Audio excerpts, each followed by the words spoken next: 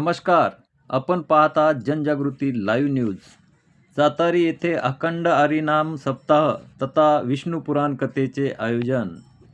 महाराष्ट्रातील सुप्रसिद्ध कथाकार परमपूज्य बालयोगी आचार्य स्वामी गजेंद्र चैतन्यजी महाराज यांच्या अमृतमय वाणीतून सातारी येथे दिनांक 8 जानेवारी ते 15 जानेवारी 2026 पर्यंत विष्णू पुराण कथा व अखंड हरिनाम सप्ताह तथा ज्ञानेश्वरी पारायण सोहळा आयोजित केला असून सध्या समाजातील अंधश्रद्धा, जातीयता, भ्रष्टाचार व तरुण वर्ग व्यसनाकडे वळलेला आहे.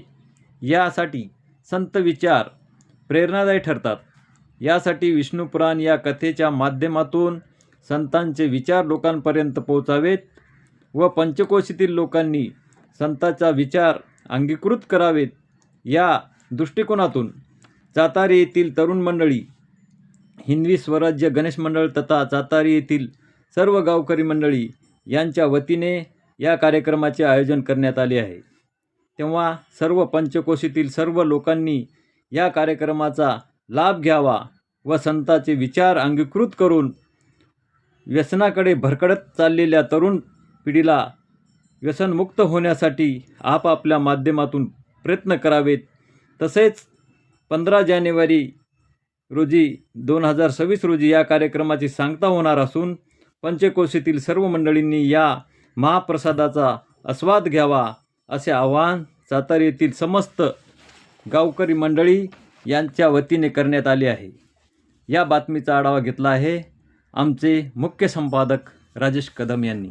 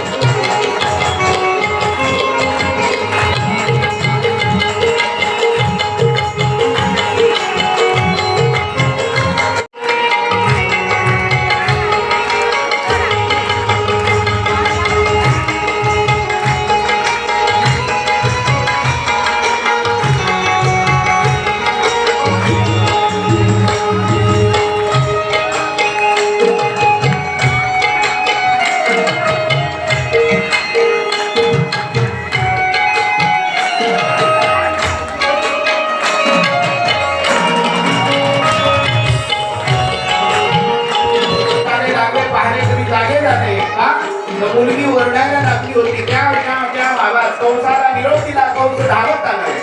मुलीच्या पायाला घरला गरगर फिरवू लागले. हातातून सटकली अष्टभुजा देवी बनली आणि म्हणते, अरे कृष्णा त्याला मारण्याचा प्रयत्न करतोय, तो जन्माला आलाय. कंसाचं काय झालं ते पाहू. आता नंदगाव मध्ये जाऊ.